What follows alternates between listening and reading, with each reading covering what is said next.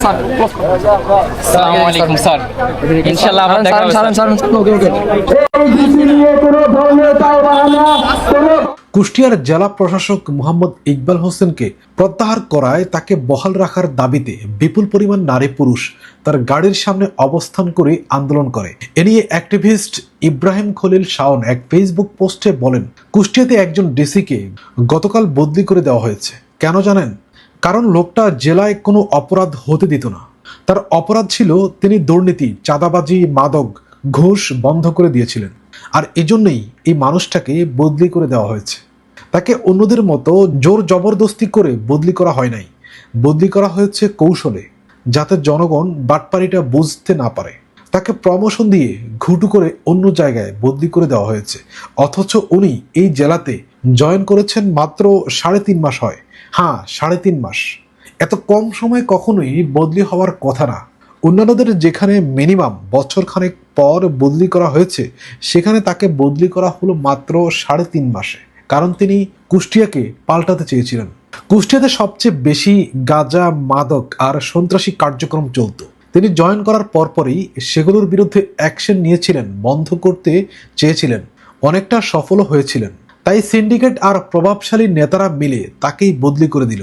এই মানুষটা এতটাই সৎ ছিলেন যে কোনো অনুষ্ঠানে তার জন্য বড় চেয়ারের ব্যবস্থা রাখলে তিনি খুশি হতেন না। বলতেন, জনগণের টাকা এভাবে অপচয় করার দরকার নাই। কোনো গিফট দিলেও নিতে চাইতেন না যদি কেউ কোনো সুবিধা চেয়ে বসে।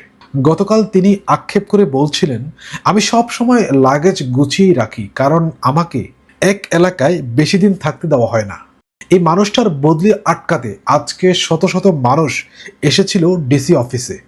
নারী, পুরুষ সবাই প্রচন্ড রোদের মধ্যে দাঁড়িয়ে তার পক্ষে স্লোগান দিচ্ছিল। মনে হচ্ছিল এই জেলার বহুদিনের আপন সে। কিন্তু এত এত মানুষের বিক্ষোভ, স্লোগান কোনোটাই ইকবাল হোসেনের বদলি আটকাতে পারে নাই।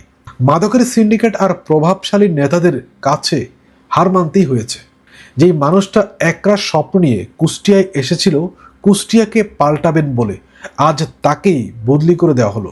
আমরা মাঝে মধ্যেই আফসোস করে বলি, প্রশাসনে কেন সৎ লোক নাই, যোগ্য লোক নাই? দু একজন অবশ্যই আছে, কিন্তু এত এত চোর বাটপারদের ভিড়ে তারা আর টিকে থাকতে পারে না। আমরা জনগণরা আসলেই কপাল পোড়া। এত এত আশা করে মাঝে মধ্যে দু একজন সৎ লোককে পাই, কিন্তু দিন শেষে কেন যেন তাদেরকেও হারিয়ে ফেলতে হয়।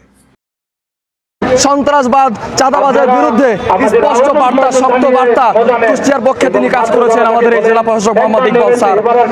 আমরা দেখতে পেয়েছি যে সাধারণ মানুষের জন্য তার দরজা সবসময় খোলা ছিল, যেটা আমরা অন্যান্য জেলা প্রশাসকের ক্ষেত্রে কখনো দেখতে পাই নাই।